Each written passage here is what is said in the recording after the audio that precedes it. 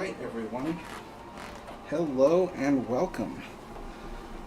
It has been a while, so let me go ahead and bring up my YouTube channel and see who is chatting. That's not my channel. Alright. We got Steve here. We got Ozzy. Hello, Ozzy. We got Swifty Pinky. Hello. Max. How's it going? Moonzer. Hello. Let's see here. Anybody else? We got Mark. Evan. Seems it for now. But anyway, Manfred Von. Okay, sorry. I tried. Yes. Manfred Von says, everyone, what's your favorite ship? Mine is MS Asamamuri. Mine is the RMS Queen Mary. And actually, we're going to be talking a little bit about ships and this channel. Why do I feel like this is off center? It shouldn't be. I can always put everything in the same spot. We'll be talking a little bit about ships. We'll be talking about the Winchester Mystery House, since that's one of the most recent videos I put out. And we'll be talking about the future of the channel at the end of the live stream.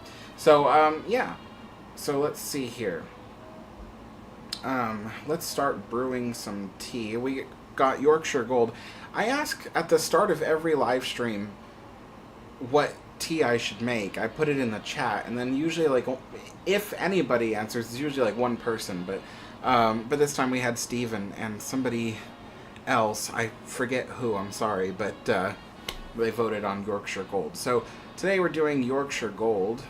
Oh, I left the cup over there. Okay, hold on. I need to get something real quick.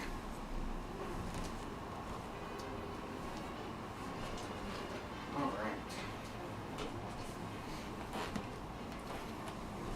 So, I don't think many of you, or I don't see any new people here.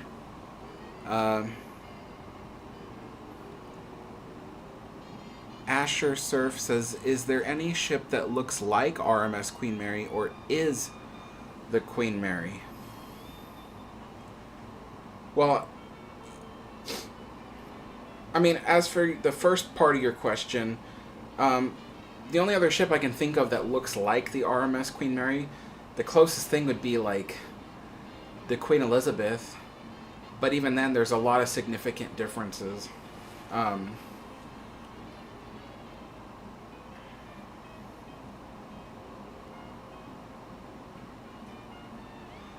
Ghost Casebook says, hello from UK. I was on the...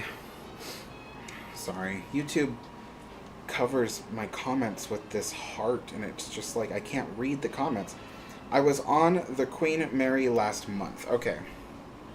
Hello from UK. I was on the Queen Mary last month. Awesome. Did you enjoy your time? Okay. So I have to pour out half of the water in these.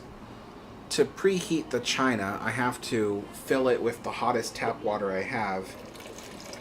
And then what I do here is I pour out half of the tap water and then top it off with boiling water to bring up the temperature. So we'll let that get acclimated. And same thing with the teacup, because these will crack from thermal shock if I don't do anything about it. Alright, put that in there.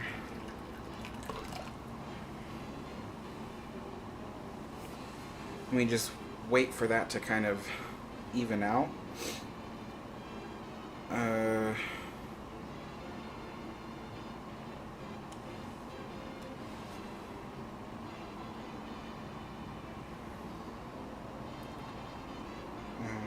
see here. Cat says SS Poseidon. Yeah, from the 1972 film. Yeah. I've had an unusual amount of comments lately on my channel that says that the Queen Mary was inspired by the SS Poseidon. And I'm like, no, it's the other way around. The SS Poseidon was inspired by the Queen Mary.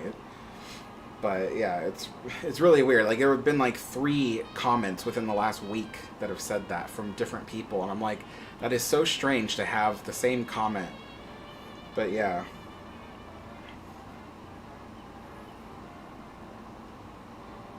Carter Asher says, did you stay up until the 15th of April? No, actually, it was kind of weird. I don't remember those sorts of things. You know, like the day of things happen, I don't remember those.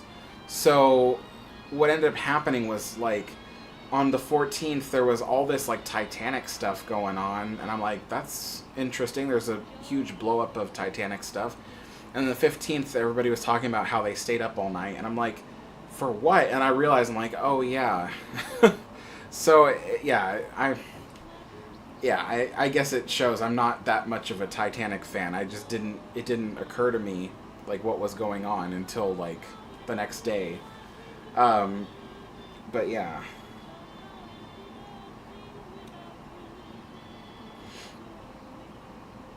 Moonzer says, Alex, you should get a Cunard Bakelite ashtray.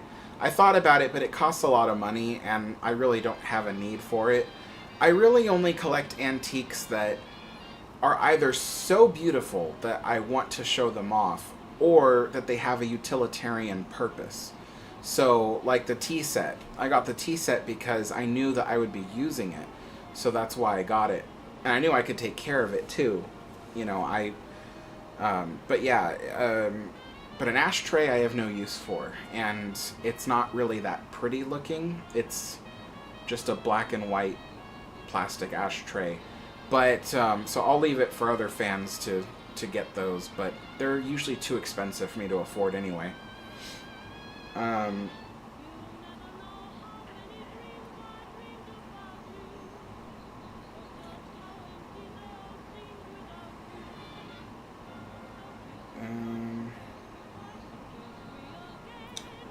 Joe B says, happy Saturday, Alex. How can we find your dad's YouTube channel? My dad doesn't really have a YouTube channel anymore. He wanted to do this cooking channel, and I kept telling him, I'm like, you're not going to like it, because it's going to be a lot of work. You know, you have to cook everything. Eventually, you're going to have to film everything yourself, because at first I was filming for him to help him get used to it.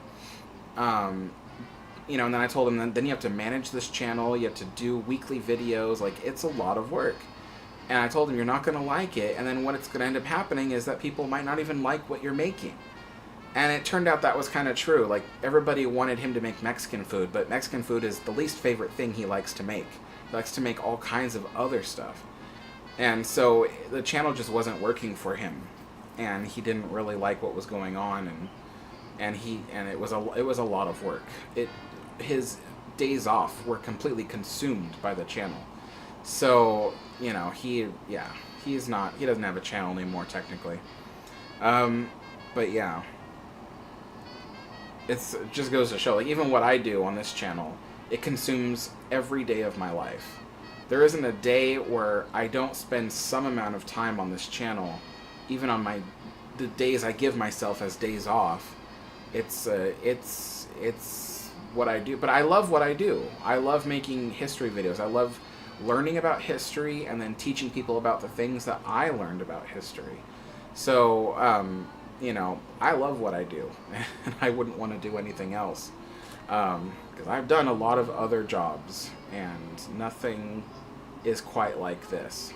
So, I gotta start brewing the tea. Medfred Vaughn says, wait, where is it? What's your favorite ship made from 1900 to 1910? Oh, Gosh. It would have to be Mauritania. Yeah. It'd have to be Mauritania.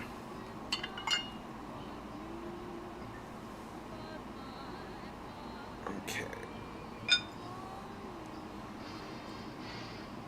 So, Ghost Casebook says, any news on the submarine? Nope, no news. Like I've been telling people, I wouldn't expect to hear anything until next year. Um, because there's a lot going on with that, and it's happening very slowly at a glacial pace. So yeah, I wouldn't expect to hear anything, not a single peep about the submarine until like next year. So it's not one of those things that has an easy solution. I know everybody is like, well, why don't they just get rid of it? Well, it's not theirs to get rid of. And even if they tried, it's like one of those things where it's like the submarine is so worthless in the sense that the previous owners, well, they no longer own it, but they also don't want to take back ownership of it, because it's so worthless and so useless.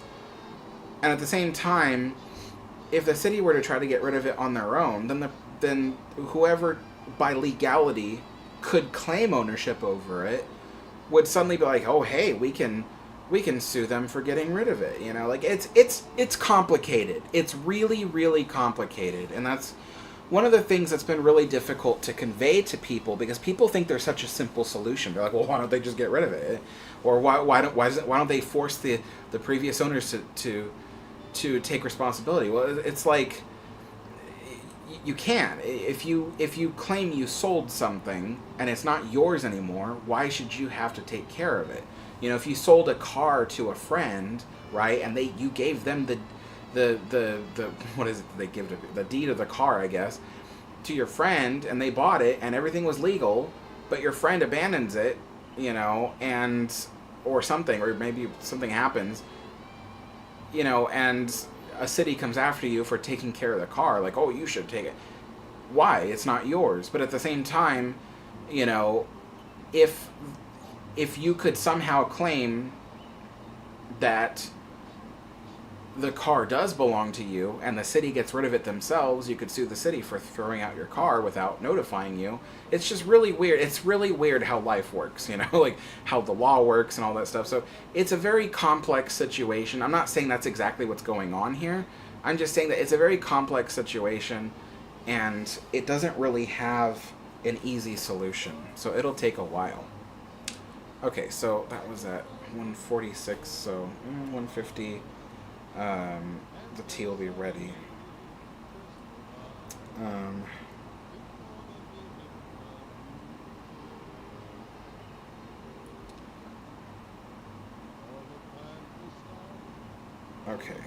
Okay, I'm caught up on questions here. So Cameron Melendez Music, thank you so much for the donation. Huge thanks for all the informative content, Alex. Staying on the Queen Mary next weekend, and your vids have helped a lot in planning. Oh, thanks so much. Well, I hope you have a lot of fun. That's one of the things I think is that a lot of people who've been going to the Queen Mary for the first time really don't know what there is to do there. They get there and they don't see anything happening. Nothing is obvious. When you go to Disneyland, for instance, you can see a parade coming. When, if you want to stop and watch it, or if there's a fireworks show happening, you can see it in the sky. Whether or not you want to stop and see it. At the Queen Mary, you can't really see what's happening. There could be something in some room on some other deck that's happening, and you just really don't know. And that's one of the things I've tried to convey to management in the past, is that first of all, there needs to be more things for people to do. But second of all,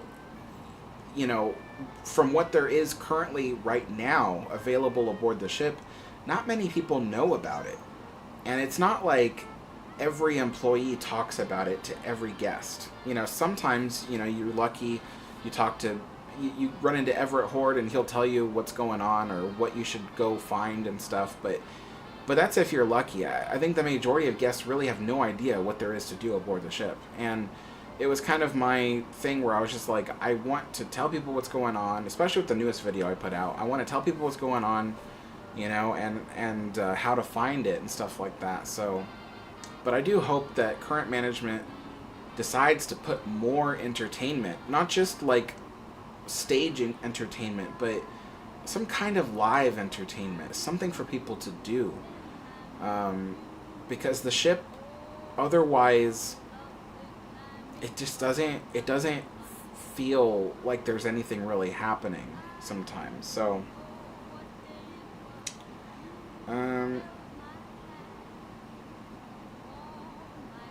alright, so yeah, so I guess I'll just start talking about, oh, it's 1:50 already, time to, the tea's already ready. With other teas, I brew it for like 5 minutes, or steep it for 5 minutes, I mean. But with the Yorkshire Gold, it's often quite bitter. So I only steep it for 4 minutes, and I try to make sure it doesn't go any longer than that. There we go.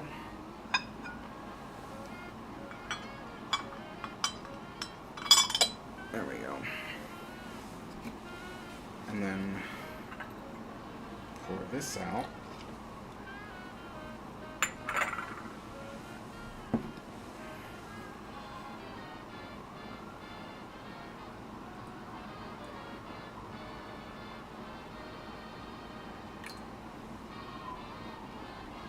There we go.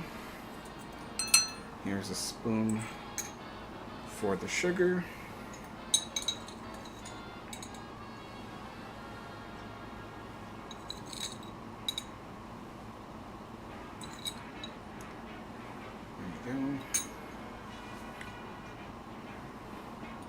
Give that a quick stir.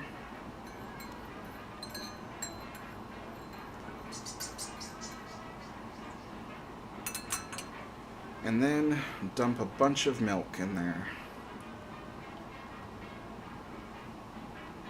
There we go.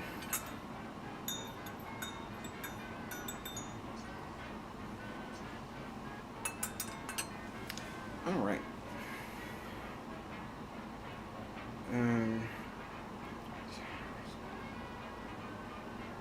Windsor says, Alex, I want there to be an afternoon tea session in the first class main lounge. Yeah, that's one of the many ideas I pitched to the management at Queen Mary. But there's someone in management who, a very influential person, who doesn't want anything to happen in the main lounge. They, I think, are so afraid that someone's going to vandalize the main lounge that they won't let anything happen in there. And I think that's one of those things where it's like, someone someday is going to vandalize it. Someone someday is going to do it. They're either going to do it when they book an event there, you know, or they're going to do it when the main lounge is open for everybody to walk through. But the thing is, you deter those things by having, like, docents and people there to watch over the main lounge. You know, there's no reason why you can't have volunteers to work at the Queen Mary to watch over places like that. I mean, just having them around deters people from vandalism, let alone the fact that their eyes are searching for people vandalizing. So I don't think that's a valid concern. I mean, if you are afraid all the time that anything that you possess is going to be vandalized, you'll never have a business.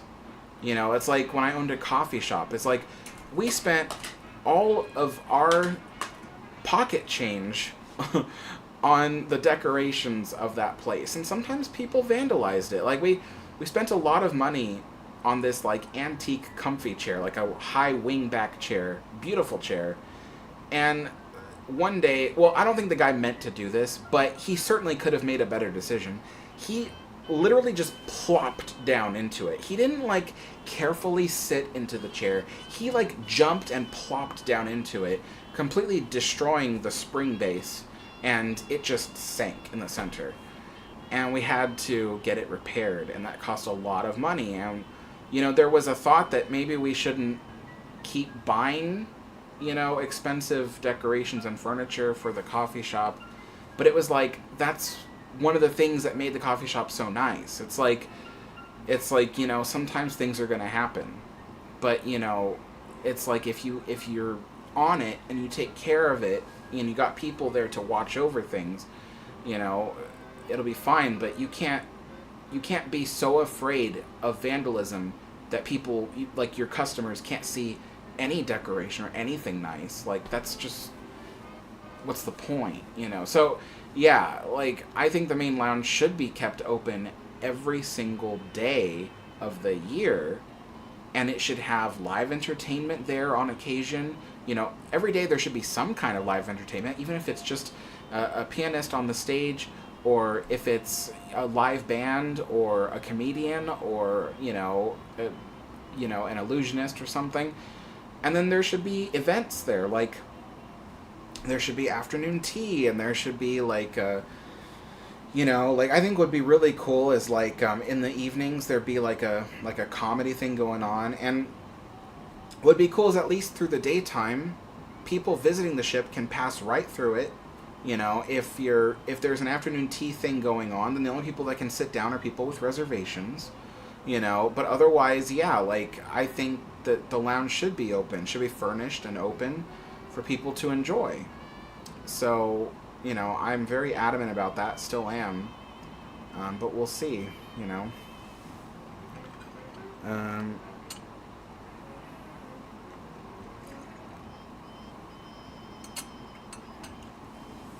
oh, that's delicious. Okay, that's the best Yorkshire Gold I've ever made, because I've always screwed it up each and every time I made it. And this time around, I got it perfect. Oh my god, that is delicious. That's so good. I'm gonna take another sip. That's so good.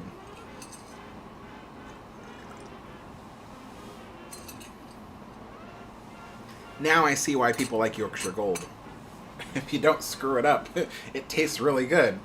There we go.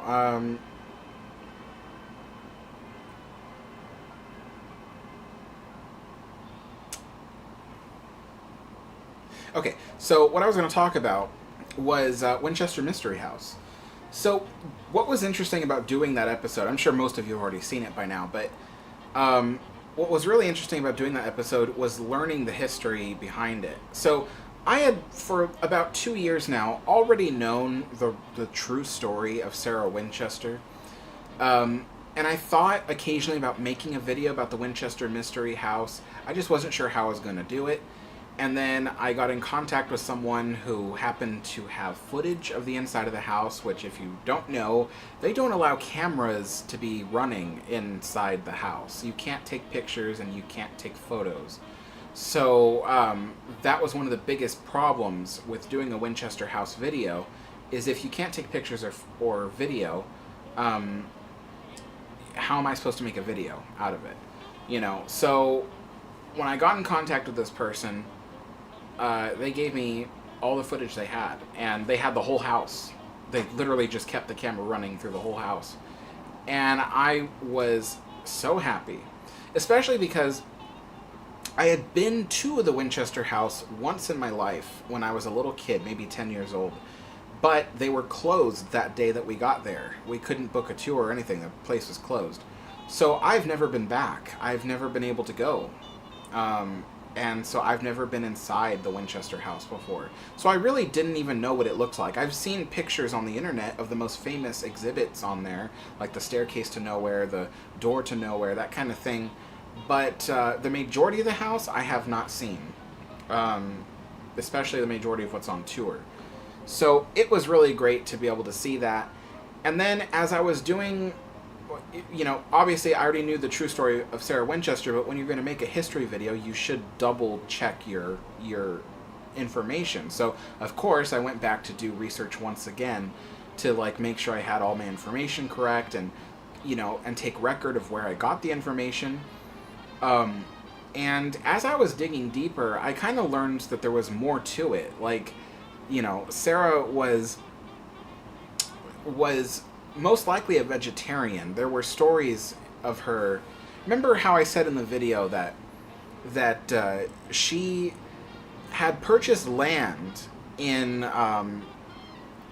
in Burlingame, California, which is just I think maybe a 20-minute drive north of San Jose. Of course, back in the day, she took horses a lot of the time, so it would have been longer. But she had purchased property in Burlingame. She was going to turn it into a a coastal estates for people visiting California.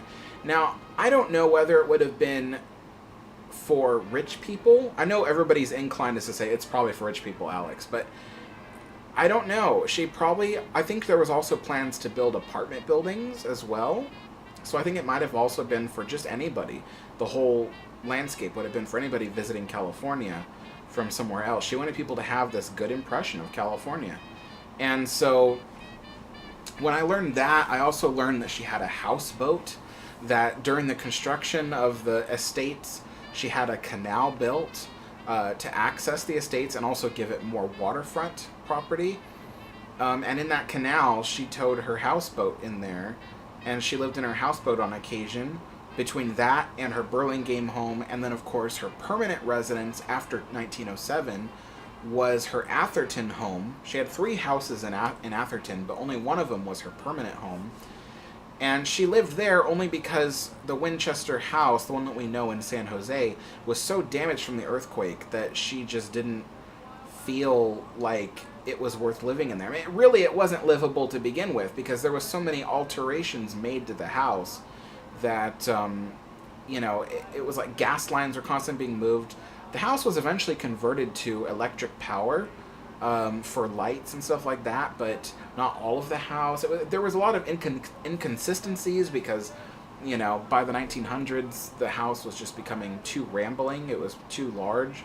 So she, after the earthquake, and she got so,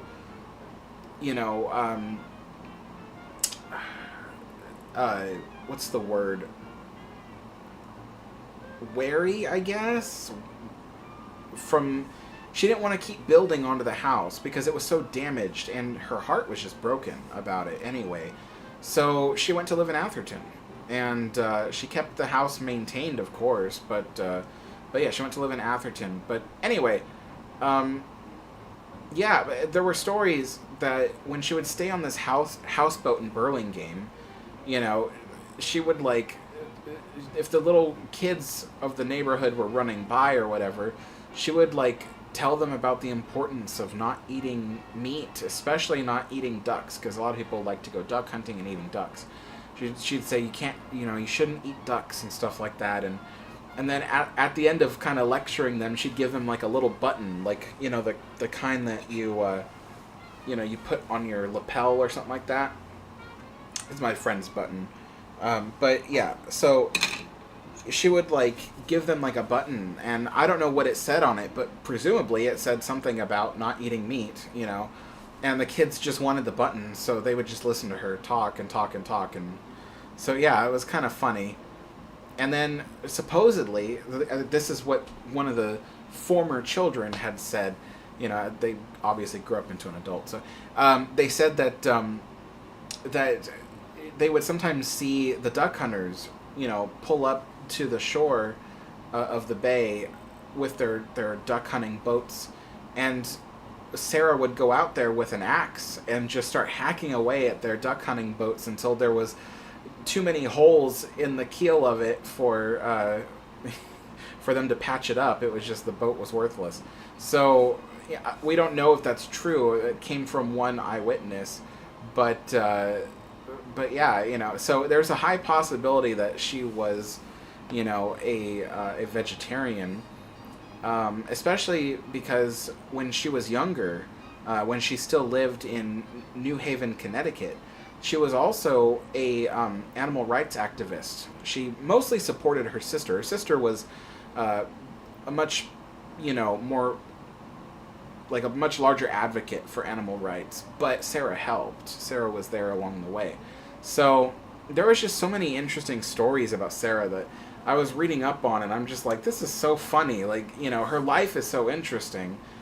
And you would never know because the stories that are told about her are of this, this widow in black who lived alone and didn't talk to anybody and stayed in her house, continuously building it until she died. And that wasn't the story at all. She had this really entertaining, entertaining to me, life. And it was interesting, and it was full of love, and it was full of happiness and loss, and it was like there was turns around every corner for her. And that's an interesting life, whether it was a happy one or not. It's an interesting life. So, let's see here. KG's Lounge says, the Winchester Mystery House is fascinating. A lot of mystery and adventure went on in that house. Definitely. Jeffrey says, my niece just went to Winchester House last weekend for the first time. She is 9. We are going to watch your video later today, too. Oh, awesome. That's neat. Oh, thanks. Yeah, hopefully it provides some better understanding of the house and stuff.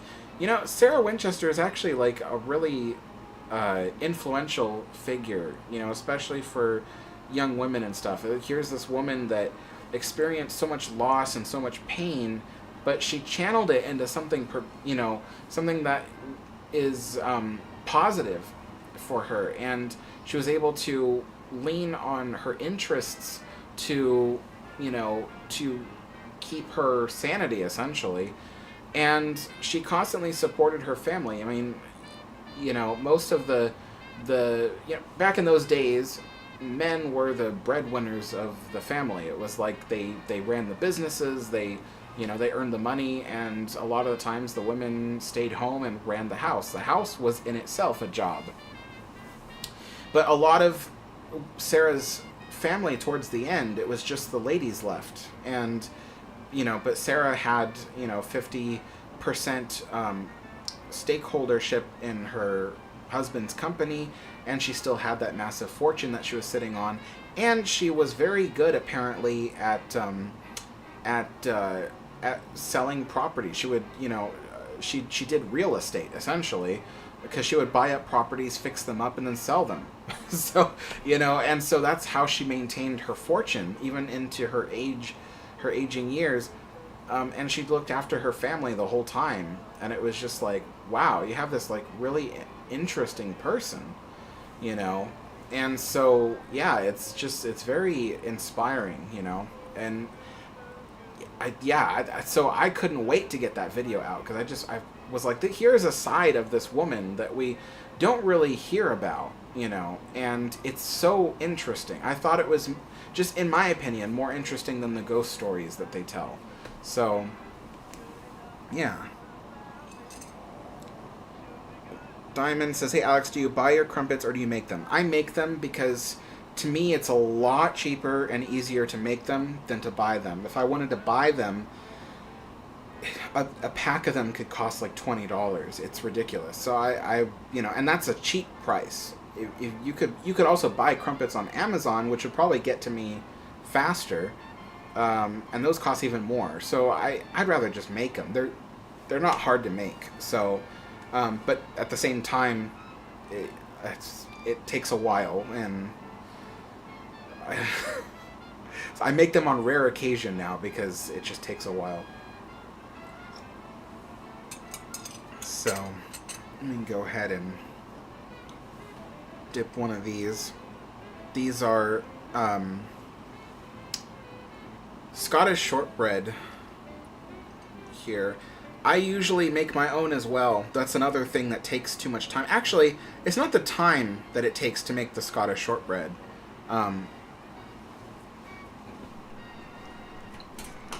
When you make Scottish shortbread, it requires you to what they call cut in cold butter.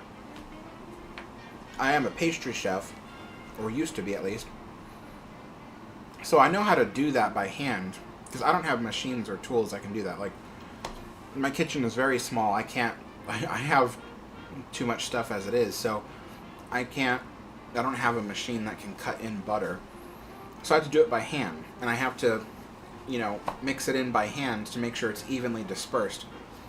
Problem is, one of the reasons why I'm not a pastry chef anymore is because I have carpal tunnel syndrome in both arms. I got that from working as a baker. And it's so painful. I can't, sometimes, like, I've been making, the Scottish shortbread dough, and halfway through I had no control over my fingers. So my fingers would just lock up, and I would...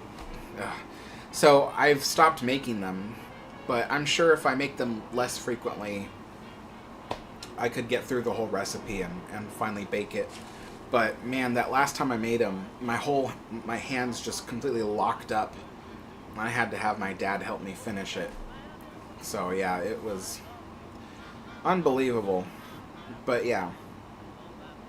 Oh, did Steve leave? He says, I hate to leave so soon, but I gotta get back to work. Take care, everyone. Oh, okay. See you later, Steve. What was I gonna say? So yeah, so that talk about the Winchester Mystery House kind of also transitions into the other topic I wanted to get into, which was the future of the channel.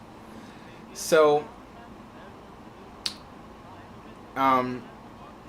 yes, I do plan to keep the channel going, just to state that right now. But I do have to kind of consider some major changes to it. So, before the year 2020, for those of you who've been here long enough, who remember it,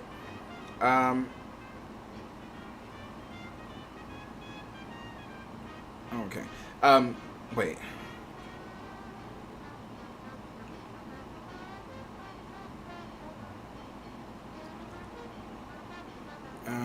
Air Eero, I've never heard of it, but I'll have to look it up and see if I find it interesting. If I find something interesting, then I make a video about it. So, okay, what was I saying? So, before 2020, my channel was all about Disneyland history. And that's because that's really what the channel was started for originally. But, I started slowly losing interest in Disneyland. And simultaneously at the same time, so did my viewers. Throughout 2020, I'd be putting out a video and nobody would watch it. It would just get very minimal views, and it was not sustainable, because the channel does cost a lot of money. I have subscriptions to software that helps me make the videos and stuff like that, and so it does cost money, and then especially because it consumes all my time, I don't have time to make money any other way. I'm schizophrenic, so I don't have, like, a regular job anymore. I used to be a pastry chef for myself, but my business closed in 2020, and I can't imagine starting another business now. So, but, yeah, so this is my job, and I love it, But, yeah, unfortunately, in 2020, people weren't watching the Disney stuff, so I thought, I have to do something different. I have to get people interested in something else, and I have a wide range of interests. I mean, anybody that knows me knows, like, almost anything under the sun, I probably know something about it. I've got a lot of interests.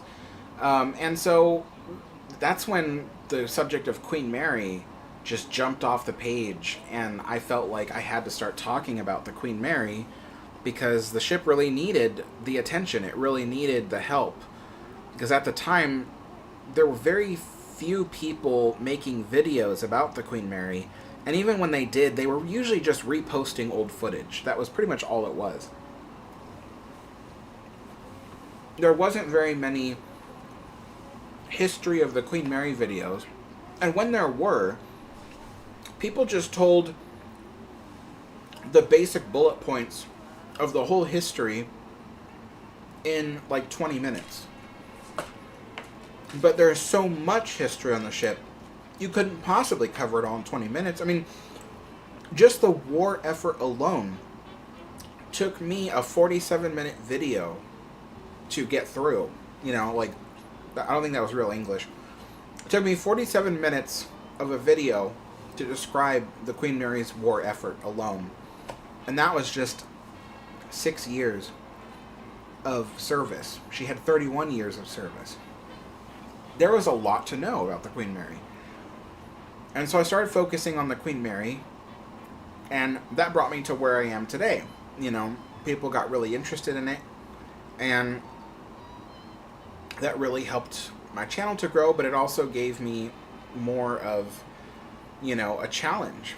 And so, you know, I think the biggest goal through those years, through 2020 through 2023, was getting people to know the truth about the ship, to understand that the ship still has a good chance at survival, and, you know, and waiting for the ship to reopen.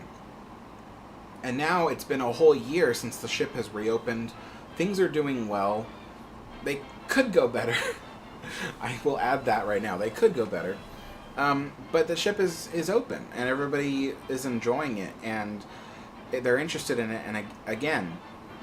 But now I'm faced with the same situation I faced in 2020, which is that people just aren't showing up for my Queen Mary videos anymore. You know, the last Queen Mary video that got a good amount of views for what I need for the channel to stay alive was probably my March update. But even then, you know, the January update got like 200,000 views, and then the March update got like 20,000, which again is fine. Like, it's not technically about the views, but it is about making sure I'm providing something to people that will keep the channel going. Otherwise, I have to quit the channel, and nobody wants that. People want me to keep making content, and I want to keep making content. So what I did notice is that when I put out my Winchester House video, you know, it got kind of big, and it's still going pretty strong. And I have a feeling that in the next week or two, that video might, you know, get another boost and blow up again. And on top of that, even though I started covering Queen Mary content, the channel was never meant to be an ocean liner channel. I think the people that showed up interpreted it that way, because I was posting content that was non-ocean liner related in between the videos about ocean liners and Queen Mary, but it seemed that people were only watching the ocean liner content, so they got this idea that the channel was only based on ocean liners, and it's not. I'm not really an ocean liner fan. I liked the Queen Mary, and I thought that was an interesting story, and then I thought Queen Elizabeth was an interesting story, so I made a video about that. But I'm really not an ocean liner fan, just Queen Mary. I don't even like Titanic as much as I like Queen Mary. And I don't know anything about Titanic. So, you know, but I did want this channel to be a place where K4RNA says, I think the YouTube algorithm changed for you. It did. That's also part of it, I think, too, because I noticed that some people just had no idea I've been posting videos. So, you know, and obviously I don't blame people for that. That's YouTube. But yeah, the algorithm definitely doesn't like me posting ocean liner stuff anymore for some reason. But that's actually kind of a good thing, because I have always wanted to make videos about just history stuff in general. I mean, that's one of the whole reasons why I want to go on this UK trip, is because I can go there and film a bunch of places in the UK and in Paris, so I can make videos about them. But yeah, it's and of course I've always liked making travel vlogs as well, but I don't travel currently, so I can't make travel vlogs. But yeah, so I do see a lot of opportunity for me to be able to finally do what I intended this channel to do back in 2020, which was to cover history in general. And that's kind of the direction we're going to go now. I mean, we've been going that direction this whole time. It's just that nobody noticed. That's what I'm saying here, is that I've always posted non-ocean liner videos ever since 2020. But I think majority of people never notice that. So, but the thing is, now there's going to be an even heavier focus on non-ocean liner videos, specifically because, I don't know, I guess the algorithm, like K4RNA said, like Aaron said, the algorithm changed, and it won't let me post ocean liner stuff anymore. So, yeah, so that's what we're kind of going to be doing now. But I do hope that people who are here will stick around, because I think the videos, I make them interesting. I mean, a long time ago, I want to say it was 2019, I made a video about Disneyland's Rivers of America, and it was literally a video about water. Honestly, it was a video about water, and this person, I remember her comment still to this day. She was like, "Alex, I don't know how you do it, but you even make water sound interesting." I always loved that comment, because I think, like, there are a lot of topics I cover, and people who watch those videos are like, "Dude, you made that sound so much more interesting than it could have been." And I think that's because when I see something interesting in a subject, even if the subject itself at first doesn't sound interesting, I know how to frame it in a way that makes it interesting. And so I think that's why people end up liking my videos so much, is I'm able to just find something about that aspect of whatever it is and make it interesting. So, yeah, so for the non-ocean liner videos that will be coming out from now on, I mean, there might occasionally be a Queen Mary update, stuff like that. I don't plan to stop doing Queen Mary updates, but I do notice that this year the work on the Queen Mary is going much slower than it was throughout 2023. So we probably won't be seeing any major work happening until the start of summer, which is probably June. So I used to do an update every 3 months or so, or every 2 months. Sorry. Well, anyway, I think it's every 3 months. But anyway, that might have to be now every 4 months or every 5 months, because there's really nothing going on in between. You know, I wish there was, but they have such a low budget for doing repairs and stuff like that, that really I don't have enough stuff to make an update, every 3 months now. So most likely every 4 to 6 months you'll see a Queen Mary update from now on.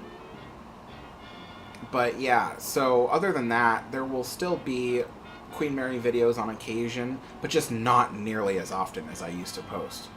And then there will be a lot of non-ocean liner content and stuff. Hopefully subjects that I think you'll find very interesting. I've also had to really step up my game with the YouTube thumbnails, and I have to apologize in advance for that, because I know some YouTube thumbnails that will be coming out might seem a little clickbaity, and the reason why is very simple. People won't click on anything else. It doesn't matter how interesting you make a YouTube thumbnail, they will not click on it unless they are practically deceived into clicking on it. Sad as it is. I mean, look at my YouTube thumbnails recently. They're not clickbait, they're just interesting. But it's interesting is just not enough, So, I do create my videos for the views. I have to. What's the point in spending all that time and effort? I literally spend 2 weeks on a video, per video. And, what's the point in doing all that work if you don't plan on anyone watching it? So I do have to plan it. I have to make the thumbnails interesting, make the titles interesting. I have to catch people's attention. And then once people watch the video, they enjoy it. They like it a lot. So, Big Pack Smoker says, you're from Long Beach. No, I'm not.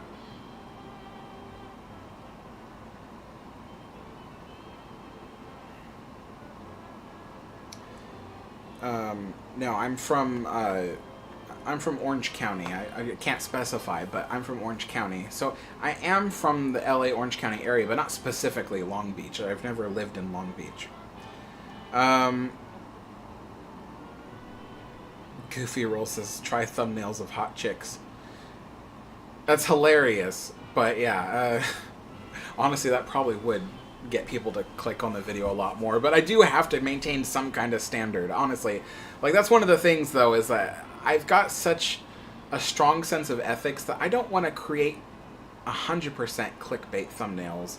I do have a sense of ethics. I do want people to click on a video for the sake of it being interesting rather than being deceived. But I do have to loosen my standards a bit if I plan for this channel to keep going. So, you know, yeah.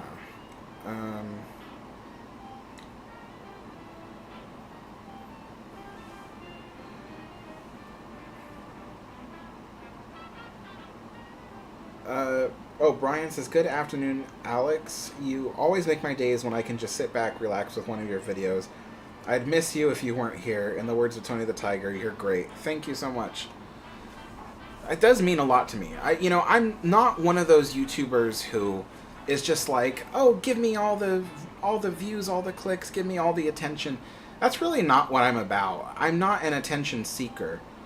But, obviously, like I was saying a minute ago, I don't make my videos so that nobody will watch them. I make them so people will watch them. I want people to be interested in the same things I'm interested in.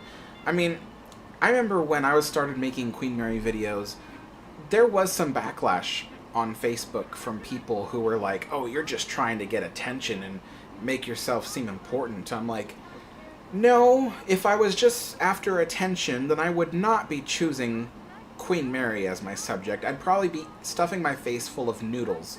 I'm like, so if all I wanted was views and attention, that's what I'd be doing. That's what would get me those views.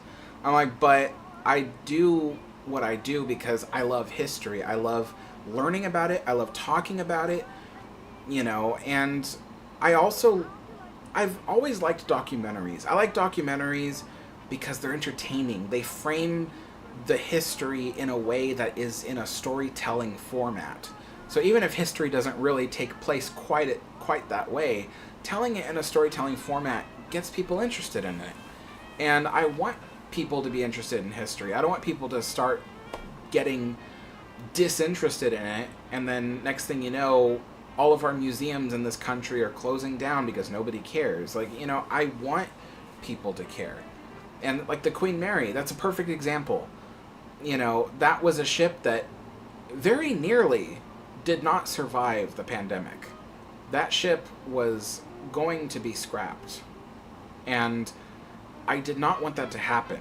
I felt very strongly that it was important that the Queen Mary stick around. I did whatever I could, and all I could do was make videos.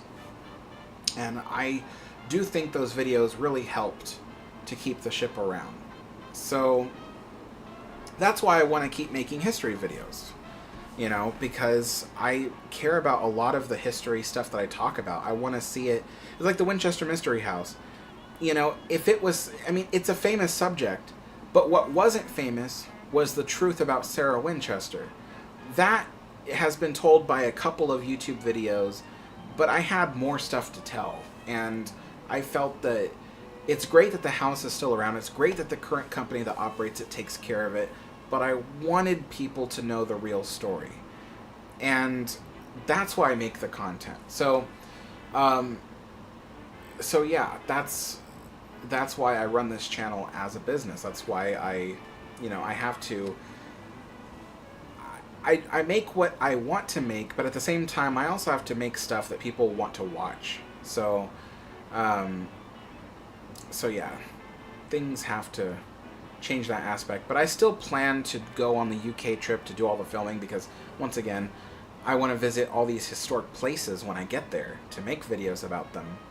And then I want to do a New Orleans trip so I can discuss the history of the French Quarter, the history of the plantations and stuff like that, and do it in an entertaining way that is still respectful to the hardship of the history. There's a lot of, obviously slavery was part of it and stuff like that. So I want to respect all that while still telling an entertaining story. And, and plus I love architecture. So I really want to talk a lot about the architecture of the French Quarter and of the rest of the city, the Garden District and all that. So, that's what I want to do. But yeah, a lot of people have been asking about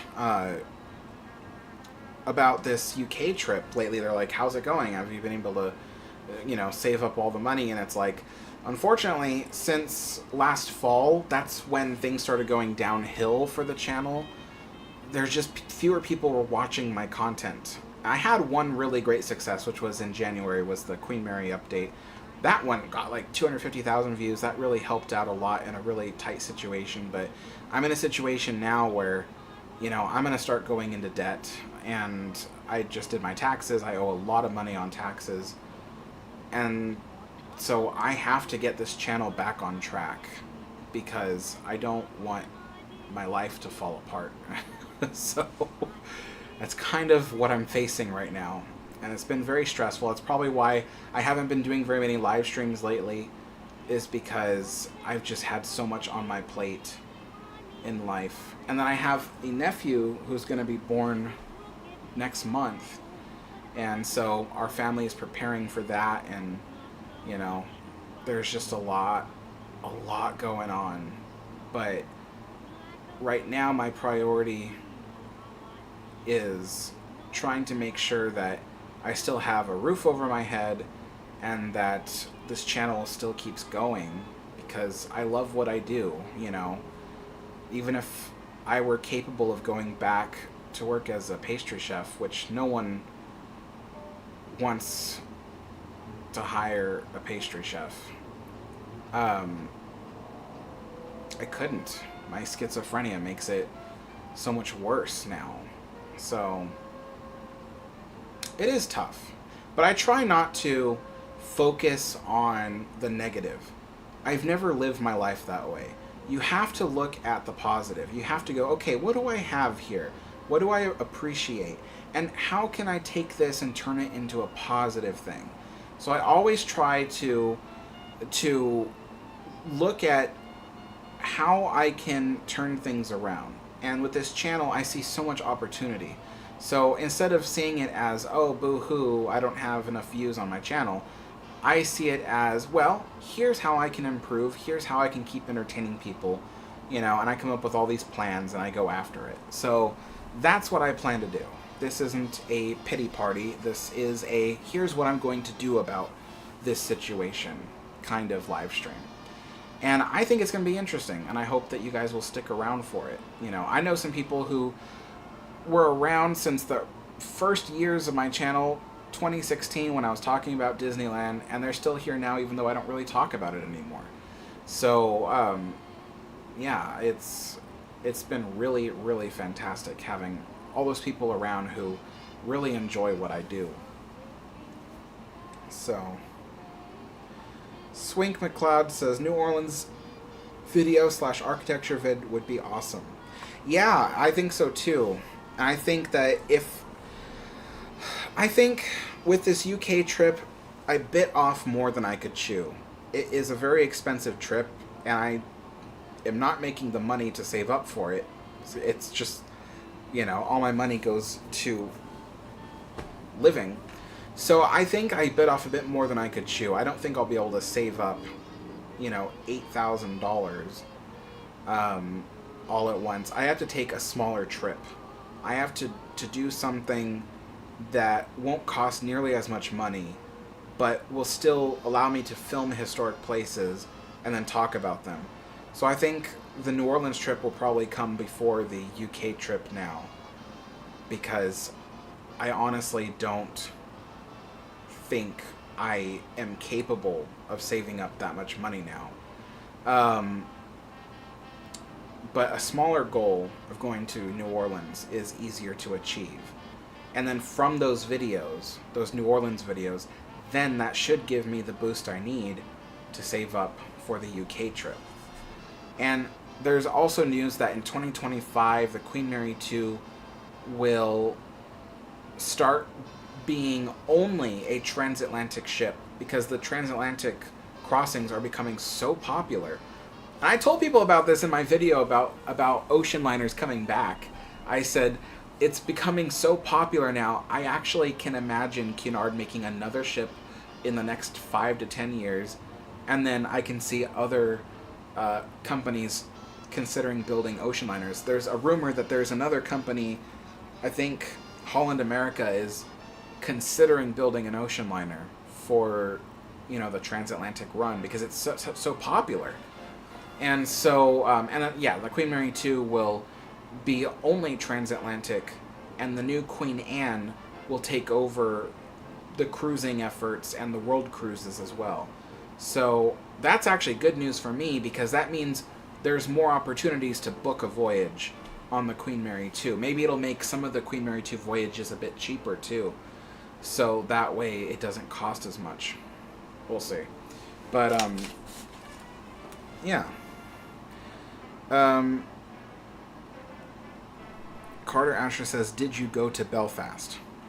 No, I haven't gone on my UK trip yet. But even then, I had to cut Belfast out of the picture, because when Chris and I really examined it, Belfast we weren't able to go there. We would have had to take a plane to Belfast and then stay overnight at Belfast and then take a plane back. And it's too complex. We need to be able to travel by land and do it very, very quickly. Because this UK trip is not going to be a vacation. True, we're going to be going to a lot of fun places. But the number one reason we're going is filming all these historic places to make content. So it's really a business trip. I mean, we won't even have time to sit down and relax. There are all these people that told me originally, they were like, oh, if you're going to go to the UK, take your time. And I'm like, no, I can't do that. This isn't a vacation. I have to be able to go place to place to place, film as much of it as I can to bring back and make videos. So, but that's not a bad thing. I can still enjoy myself while I film. So it's not like I'm going to go there and not appreciate anything. I'm going to be able to see everything and have fun, and, and just being there alone is a huge opportunity. I mean, one of the places that Chris and I want to go is Mont Saint-Michel in Normandy area of France. And I've always wanted to go there. And so we'll finally be able to get to go there. And even though I'll be filming the whole time, I can still enjoy myself, So I still look forward to it a lot, And it's one of those things where it's like, I am hell-bent on going. I will not stop trying to go on that trip, because it's what I want the most. There's nothing else in my life that I want more. So let's go ahead and refill this tea.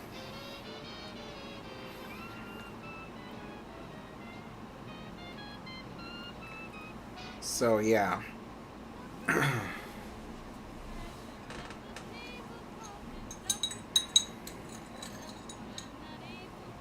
So I think in my effort to make...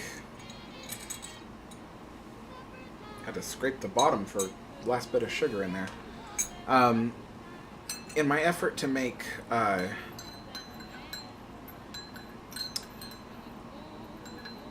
non-ocean liner video, I think the next one I'm going to make is about the ramparts that surrounded the French Quarter in the old days.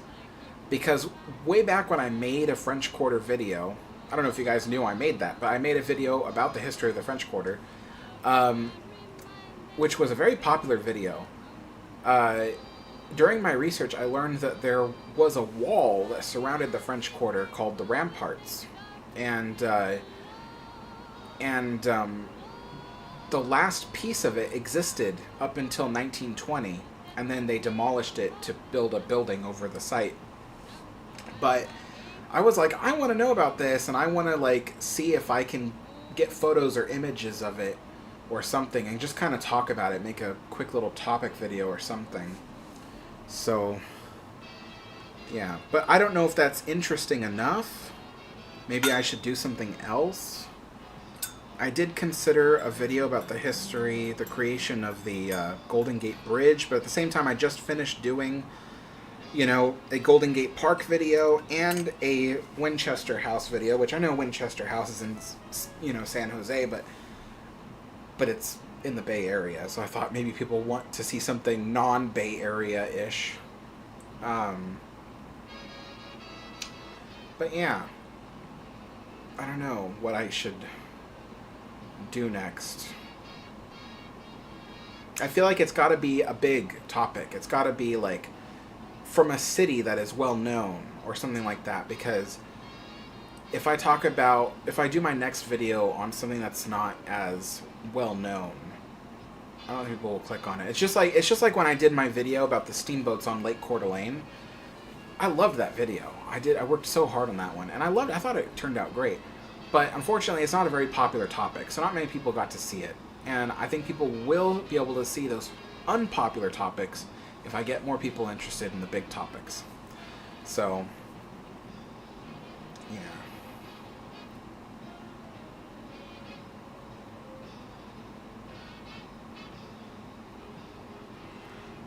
Chris Surface. Wow, I would not want to go into the ocean on a giant kayak. Even though the kayak would be huge, I wouldn't want to go on the ocean on a kayak.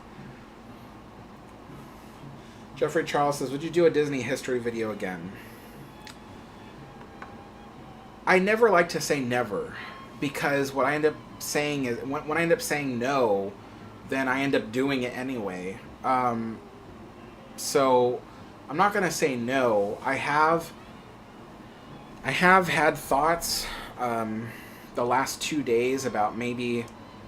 I've got a few Disneyland history videos on my computer that were once posted on my channel that aren't there anymore because I had a dispute with a music creator over the music content, and I had to take all my videos down. And I reposted some of them back up, so the ones that you see on the channel are the ones I ended up fixing up and reposting. But the rest of them are still on my computer. I haven't reposted them. And I've considered reposting one or two of them again. I have one about Pirates of the Caribbean. I have one about the Jungle Cruise and so on and so forth. You know, I've considered it. I guess I'm really reluctant to do it because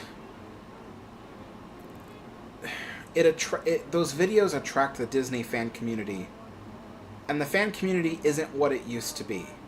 I remember when I first started posting Disneyland videos, there was a lot of positivity about that kind of content.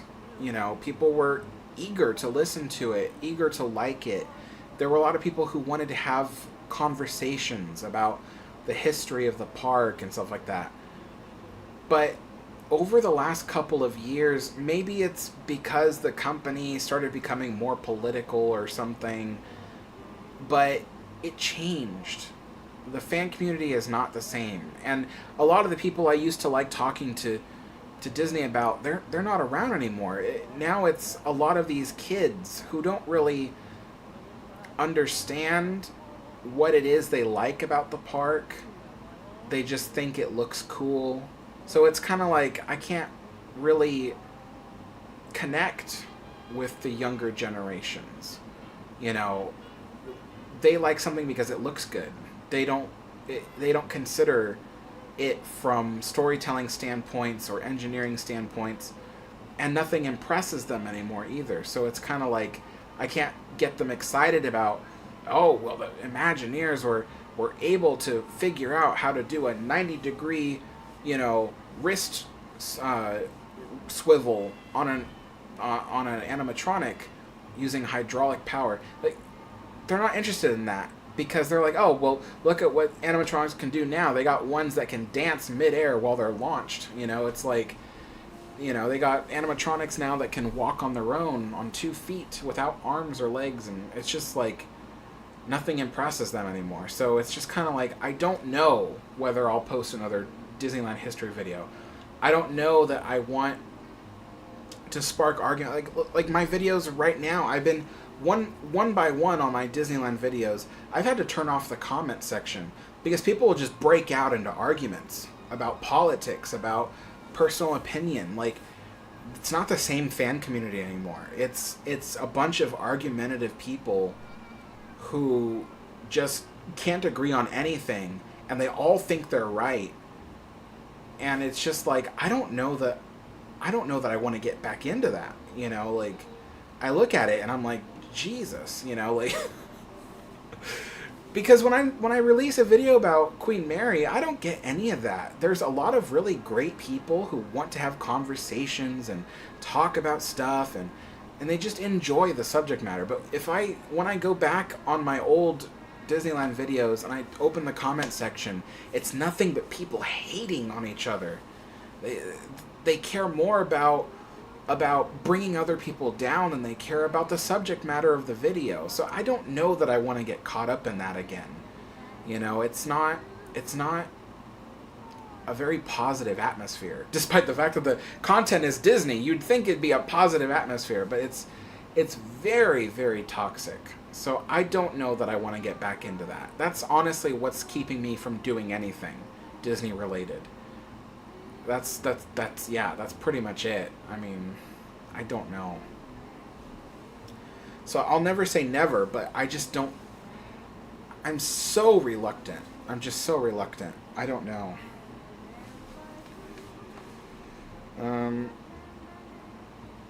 Sabrina says it makes me cry.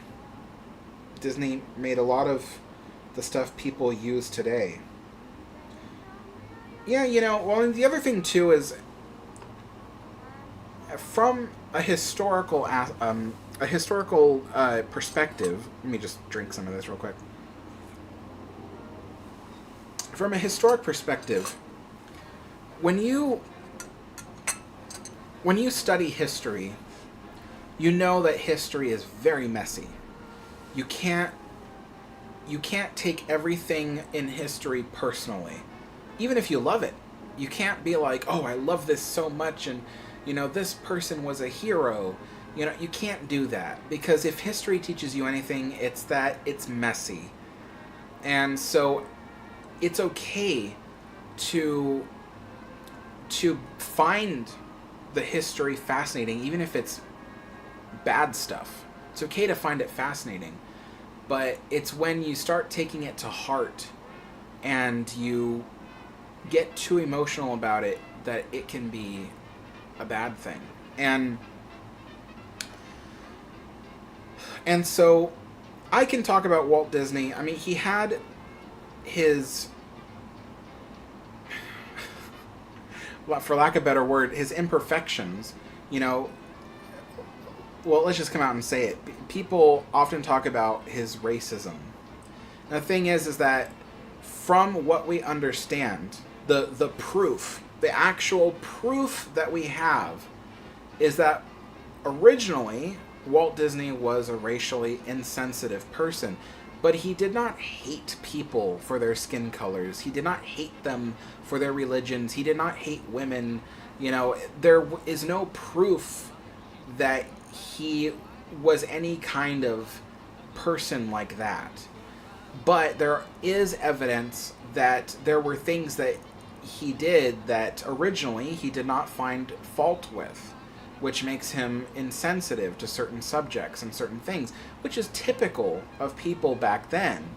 Not everybody back then was racist, and not everybody back then, was like they are today. You can't look at history and compare it to today, because it won't compare. They don't mesh, People were very different back then. They were made of different material back then. They're not the same as the people today. And so it's like you have to look at their deeds. What did they do? How did they make people feel? And understand it from that perspective. And the thing about Walt Disney that a lot of people don't want to understand, they see caricatures that were made in his early cartoons, but nobody talks about how his later cartoons didn't feature that sort of stuff.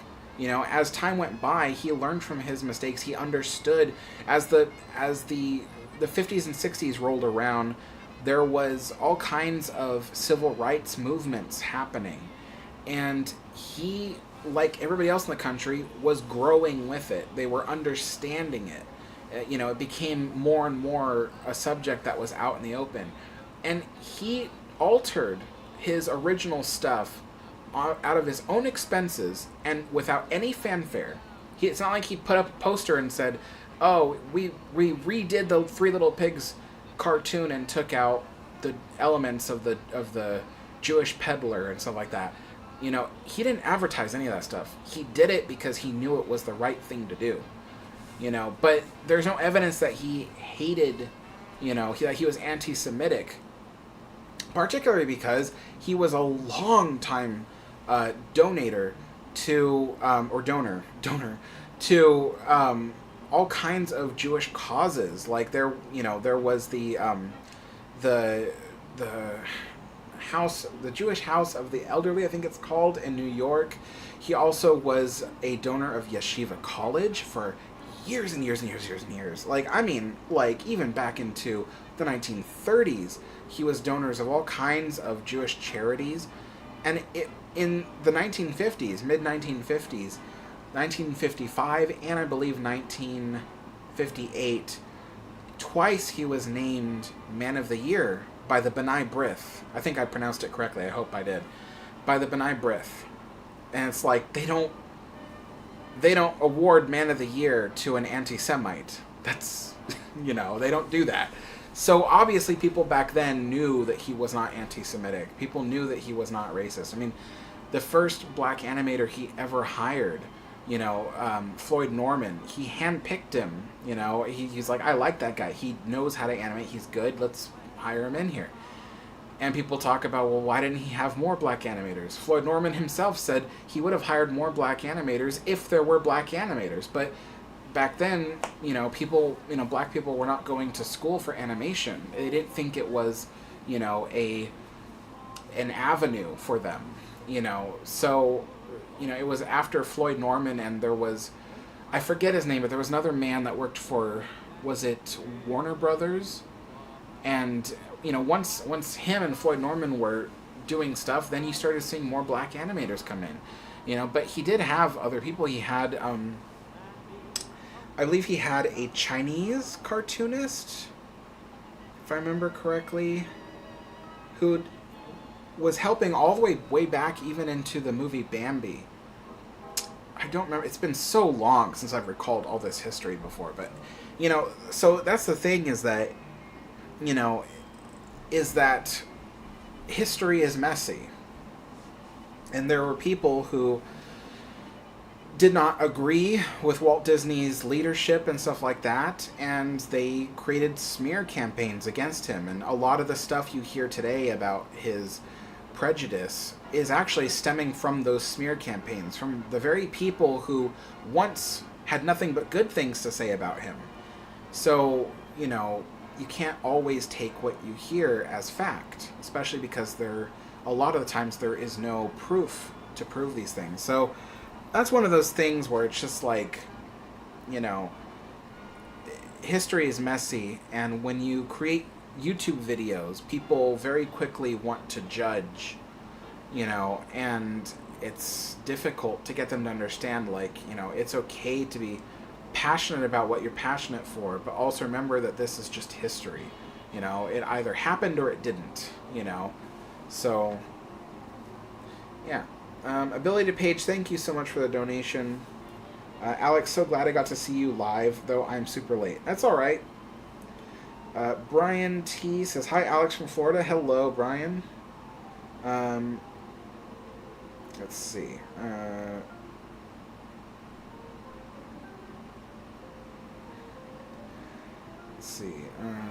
Isaiah Rodriguez says, was Disneyland ever segregated? No, it was never segregated. Right from day one, Disneyland was open to anybody and everybody who could afford a ticket. So Disneyland was never like that. They even, right from day one, they had black employees. They had employees of all kinds of race and ethnicity.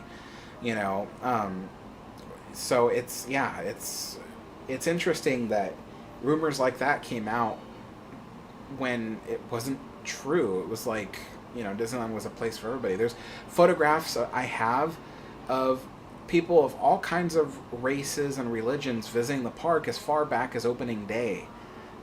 It's incredible. It's amazing, and that's one of the things that Walt Disney loved about it. He often said that one of the things he loved about Disneyland most was that people from all over the world were coming to enjoy it, and one of my favorite quotes that Walt Disney said, which really shows you what's inside his brain. He was touring the evangelist Billy Graham.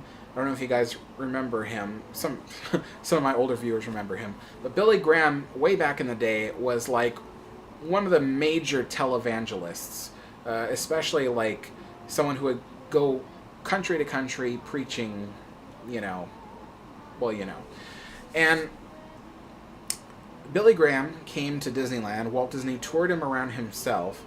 And at the end of the tour, Walt turned to Billy Graham and said, "So what do you think, Billy? What do you think of Disneyland?" And Billy Graham just, he throughout the whole thing, he was enjoying himself, but he was just kind of looking around and, So at the very end, he finally says, "Well, Walt, I think it's a wonderful fantasy." And that really didn't sit well with Walt. Walt saw Disneyland as much more than just a place for entertainment. Walt turned to Billy and he said, "Billy, look around you. Look at all these people, every race, every religion, all having fun, all smiling, all having fun together." He goes, "This is the real world." He said, "The fantasy is out there, outside the park gates, where people have hatreds and prejudices. It's not real." I love that quote. I love that quote. Because he wasn't speaking to a camera when he said that.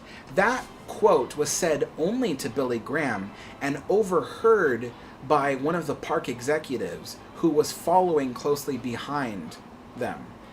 He heard that and he said that's what Walt Disney had said to Billy Graham. So it shows you Walt's character. He was not a person of hatred and prejudice. Some of the things he did in life sometimes may look that way, but he was not that way in reality. And that's one of those things where it's like, you can really see that he was ultimately a good person who wanted to make society a better place for everybody, So, yeah. Oh, see you later, Tyler.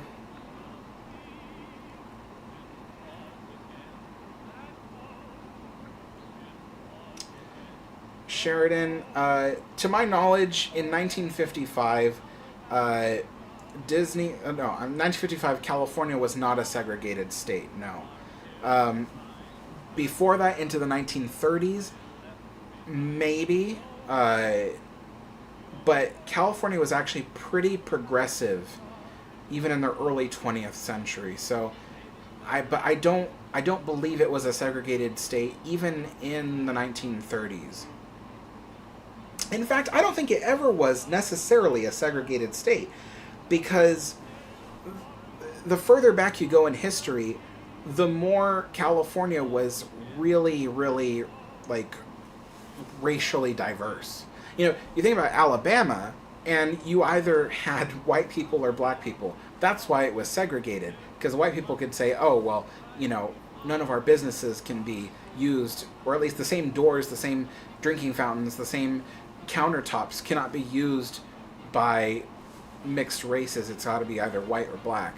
But in California, it's like the majority of people, especially in the early days, was all like Latino, Spanish, native. You had a lot of Chinese people. You had Japanese people coming in. It was so racially diverse. I don't believe that California was ever officially a segregated state, but I do know instances where business owners were segregating people, and they only marginally got by on that kind of thing. But off the top of my head, I don't believe it was ever a segregated state. I know that Oregon, where I live currently, I don't know if it was ever a segregated state, but they do have a lot of the same, or had a lot of the same practices. Like there were towns here that were called I don't know if you know the term, but sundown towns, as late as the 1980s, if you can believe it. A sundown town, for those that don't know, is like a town where people of color were not allowed, to be out after sundown, or else stuff would happen to them. And so you saw a lot of sundown towns in the South, but there were sundown towns here, I think, as late as the 1980s. So it's really crazy. But California, I don't think in general was like that.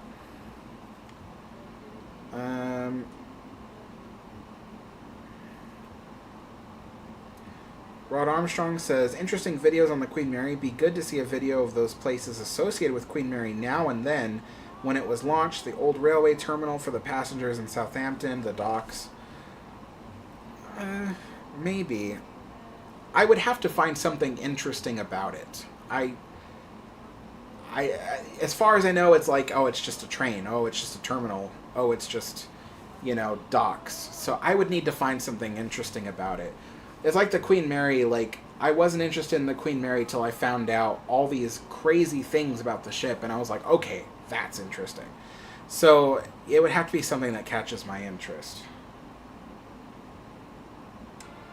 Brian's leaving. See you later, Brian. John Hill says, Alex, just wanted to say I've been reading through the Queen Mary wiki and love it. Oh, thank you so much. Yeah, I'm very proud of that wiki. I'm still working on it. I'm still adding to it bit by bit because I have been spending most of my time working on videos for the channel. But I've been working on it, and yeah, I'm really glad people are enjoying it. I hope to one day have it pretty darn complete.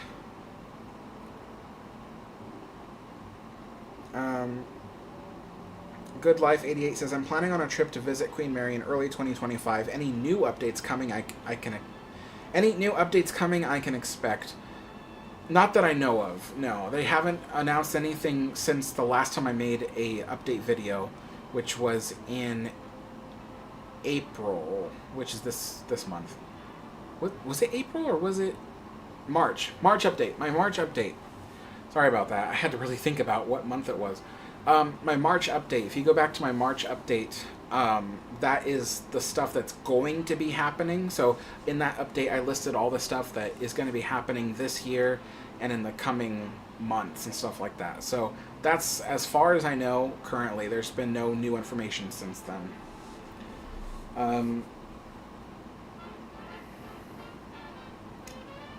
Conrad says, I was shocked to hear that Pasadena was a sundown town into the 1960s. That I didn't know. That is crazy. Nanya Biz, thank you so much for the donation. Alex, you are uniquely interesting, a special educator and class act. Thanks. Good Life 88 says, I watch all your videos. Thank you for all the updates. My pleasure. Yeah, so yeah, I think we got through all the topics I wanted to talk about today. We talked about, well, we did initial introductions and said hello to everybody, and then we talked about the Winchester Mystery House, so that was cool. And then we talked about the future of the channel, which is that we're going to be steering a bit further away from Queen Mary videos from now on. Not entirely. I still love the Queen Mary. I'm still going to keep making videos, but we're going to steer a bit more away from Queen Mary and into general history of people and places. And I'm going to try to give you guys the most interesting videos that, hopefully you guys will enjoy. And, yeah, and also, for those of you who, this might sound really weird, for those of you who are religious, please pray for me. I do need it. So thank you so much, everybody. And I do think I'm going to close out the live stream now because we have reached 3 p.m. But yeah, so, oh wow, oh, that's pretty cool. Renaissance Prometheus, oh, thank you so much for the donation. Just thank you for all the great Queen Mary content. My pleasure. Yeah, there will still be more Queen Mary content. I'm even thinking, I have an idea for Queen Mary content for channel members. I have people who pay to be channel members, and I haven't made content for them in a long time, like specifically for them. But I have an idea for content for them, for those that like Queen Mary, at least. So I will have that working. I'll be working on that. I still have to focus the channel on the main videos that are free to the public to see. But when I have time, I'm going to be working on something that should be pretty easy, and I'll put that out for channel members only, so they have kind of a little reward, and I think they might find it interesting. So, thank you so much, KG's Lounge. But, yeah, so... Oh, my battery's about to die. Alright, folks, thank you so much for watching. I really enjoyed it, and I will see you all next time. Bye-bye.